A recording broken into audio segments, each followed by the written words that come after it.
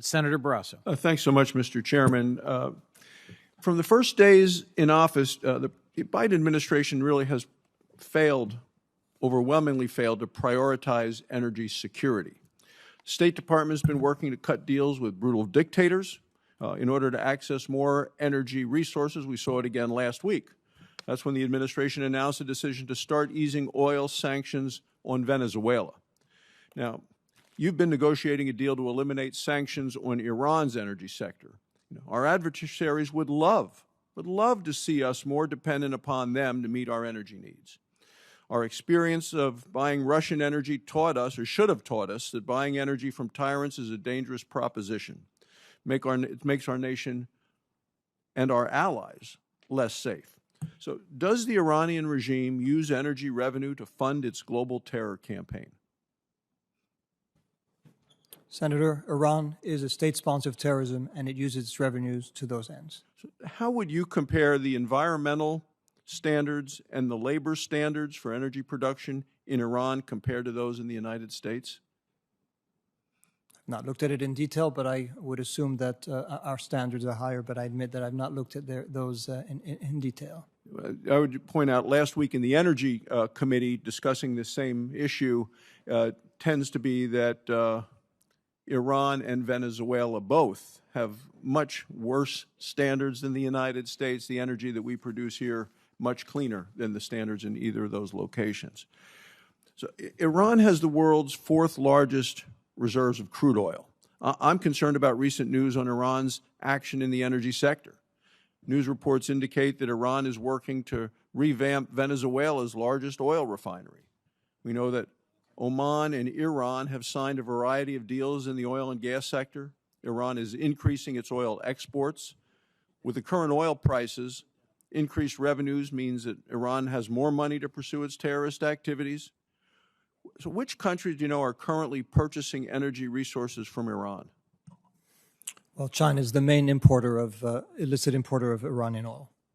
Are the reported Chinese imports of Iranian oil sanctionable under U.S. law?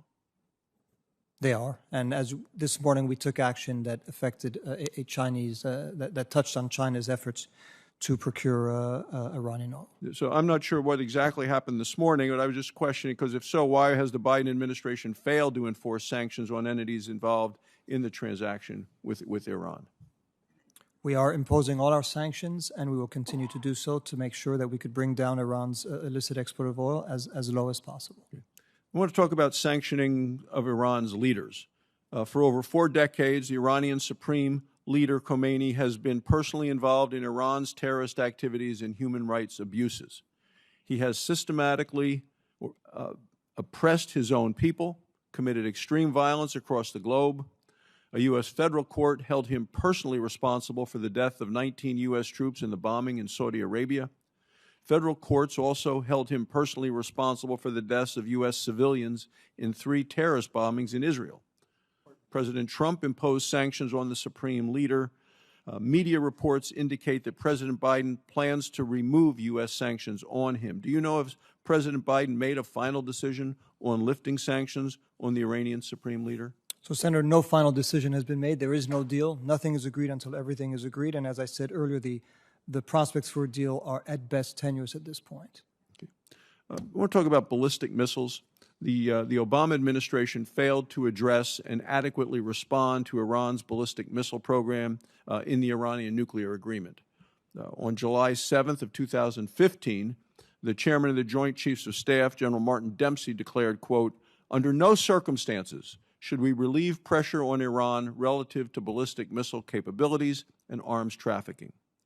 7 days later, the Obama administration did the complete opposite of what the chairman of the Joint Chiefs of Staff had stated in terms of what our military advisors recommended. Under the Iran agreement, the Obama administration agreed to lift the arms embargo after 5 years, lift restrictions on ballistic missile technologies after 8 years. So fast forward to October of 2020, the international arms embargo on Iran, the world's largest state sponsor of terrorism, was officially lifted. The restrictions on ballistic missile technologies are expected to be lifted next year. What is this administration's strategy and plan to address Iran's production of ballistic missiles now? Senator, we have tools at our disposal to go after Iran's ballistic missile program. Regrettably, the UN sanctions have not had much, if any, effect on Iran, and we know that from experience. Iran has flouted them. It is our interdiction efforts, it's our efforts to go after the financing of their procurement and their exports of ballistic missiles that can make a difference if we can work hand in hand with our allies and partners. Our efforts, our diplomatic efforts, have restitched our relationships with Europe, and we believe we're in a much stronger position now, working with them to go after the very legitimate concerns that you raised. Thank you. Thank you, Mr. Chairman. Thank you. Senator Schatz. Thank you, Mr. Chairman. Thanks, Mr. Malley, for being here and for your work. I just want to follow up on ballistic missile capability. Can you describe how much worse things would be with Iran and its current and future ballistic missile capability, and if they reach the ability to arm those missiles with a nuclear tip? Well, Senator, that goes to the heart of the question that we're discussing today, which is all of these problems. And the Biden administration takes a backseat to no one at the level of its concern about Iran's ballistic missile program, support for terrorism, proxy activities. But all of them would be far worse if Iran were armed with a nuclear weapon, which is why, even as we work on the other issues, we consider this one an urgent priority to see whether we can restore the limitations and put Iran's nuclear program back in a box, because as your question suggests, we would be facing